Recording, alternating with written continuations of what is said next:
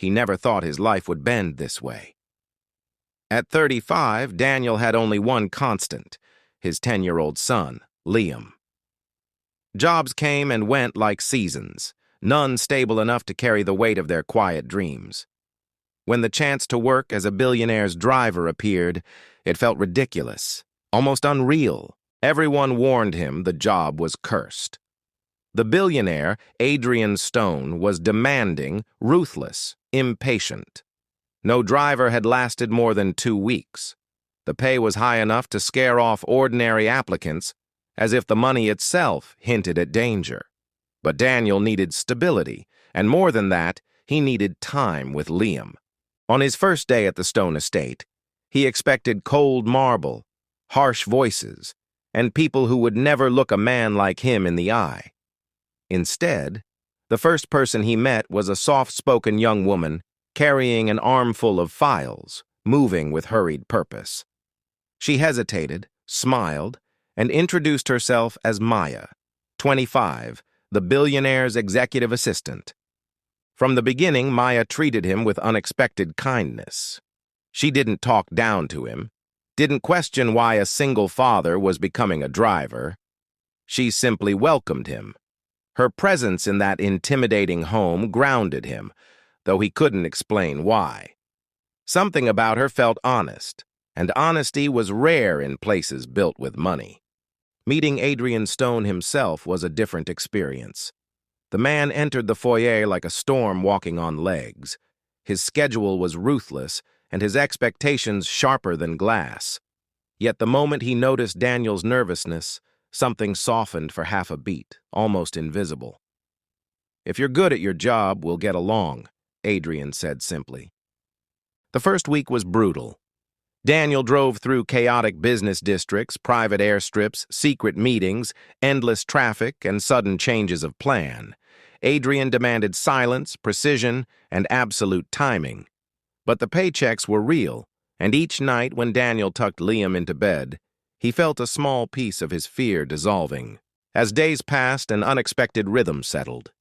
Adrian began speaking occasionally, short comments about the city, about work, about decisions that weighed more than gold. Daniel listened quietly, responding when appropriate. Maya sometimes joined the rides, and her presence changed the air, turning cold silence into something warmer, almost normal. One evening, while waiting outside a long meeting, Maya sat beside him in the car. Her posture was tired, but her eyes still carried that honest spark. She asked about Liam, about how Daniel balanced fatherhood with exhausting work. He told her the truth. He didn't always balance it, he just tried. She admired that. Their conversations grew slowly, cautiously. Daniel never crossed lines. He valued this job too much. But something gently shifted between them. Maya began bringing small things for Liam, books, puzzles, even a homemade sandwich when she heard he skipped breakfast. She never acted like a savior. She acted like someone who cared. Adrian noticed. He noticed everything. One afternoon during a quiet drive, he remarked, "Maya seems comfortable around you. That's unusual." Daniel froze, expecting anger. But Adrian continued, "She trusts people rarely. If she trusts you, do not break that." It was not a warning. It was the closest thing to approval the man ever gave. Life grew unexpectedly beautiful. Daniel started cooking better meals. Liam laughed more. The house didn't feel heavy anymore. The job others had feared became a source of stability, dignity, and surprising joy. Daniel found himself waking up with purpose, no longer terrified of tomorrow or tired of yesterday. Then came the night everything changed. Adrian had a late meeting across the city. Rain poured like a crack in the sky. Daniel drove carefully, but the streets were chaos. When Adrian entered the car afterward, he seemed worn, more human than ever. He confessed he trusted Daniel more than any driver he'd had. On the drive back, the rain forced them to stop under a bridge. The storm was too heavy to continue safely. They waited in silence until Adrian finally muttered, "People only stay around me because I pay them." Daniel didn't respond. He understood loneliness too well. Even billionaires collapsed under invisible weight. When they eventually returned to the estate, they found Maya waiting outside with an umbrella. She wasn't supposed to be working that late. She simply couldn't sleep knowing they were out in the storm. Seeing her there, Daniel felt something warm collapse inside him. Gratitude mixed with something deeper, something unnamed. Over the next days, Adrian began relying on Daniel more, asking for advice in small, unexpected ways. Daniel wasn't a businessman, but he was grounded, honest, and unafraid to tell the truth. That made him rare in Adrian's world. Slowly, a strange friendship formed, built on trust instead of power. Maya and Daniel grew closer, though neither dared admit it.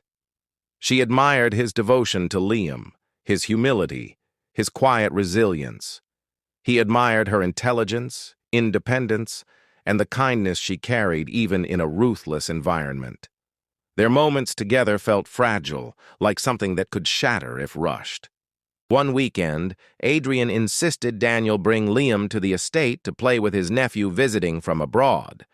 Daniel hesitated, but Maya encouraged him. The children bonded instantly, turning the mansion's garden into a battlefield of laughter. Watching them, Maya stood beside Daniel, sharing calm silence that said more than words. Seeing Daniel as a father changed everything for her. She realized he wasn't just a man trying to survive. He was a man building a life, piece by piece, with careful hands. And Daniel realized she wasn't just an assistant. She was a woman with dreams, fears, and a heart capable of profound loyalty. One evening, Maya finally opened up about her past. Growing up in a small town, losing her parents,